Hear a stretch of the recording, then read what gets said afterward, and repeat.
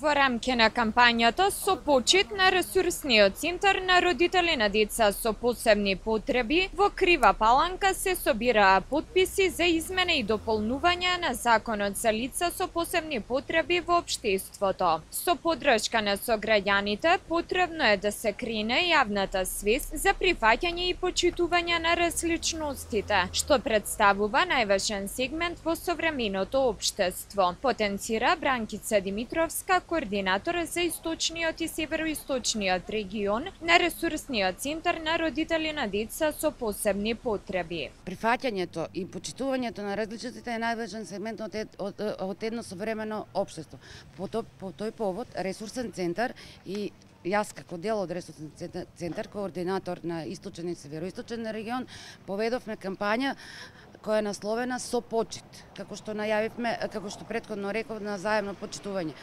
Значи, ресурсниот центар на родители на деца со посебни потреби е сервис на лицата со посебни потреби и нивните семејства. Во своите сервиси вклучува поддршка, помош, пристап до информации, обезбедување и остварување на нивните права и овластување во сите сегменти на животот и помага за нивно успешно социјално вклучување.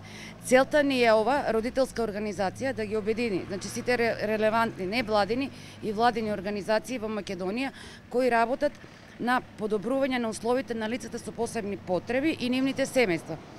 Ние веруваме дека само со заеднички сили нашиот глас ќе е доволно силен за да допре до повиканите. Секој од нас може да направи многу, но сите заедно можеме се. Прифаќањето и почитувањето на различностите е најважен сегмент во едно современо општество. Лицата со попреченост имаат право на достоинствен и квалитетен живот, бидејќи тие се дел од заедницата. Кампањата е под мотото да ги срушиме бариерите меѓу луѓето и да создадеме мостови на соработка, почитување и еднаквост. Да се разбере попреченоста, да се срушат предрасудите и конечно да се спојат нашите светови.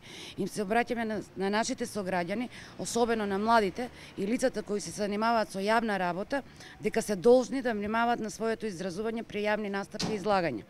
Да внимаваат какви зборови ќе употребуваат и какви споредби ќе прават, со оглед на тоа што директно учествуваат во формирањето на јавната свест на едно општество во кое потполно еднакво припаѓаат и лицата со било каква попреченост и нивните семејства. Токму заради ова нивна одговорност е уште поголема. Лицата со посебни потреби имаат право на достоинствен и квалитетен живот, бидејќи тие се дел од нас.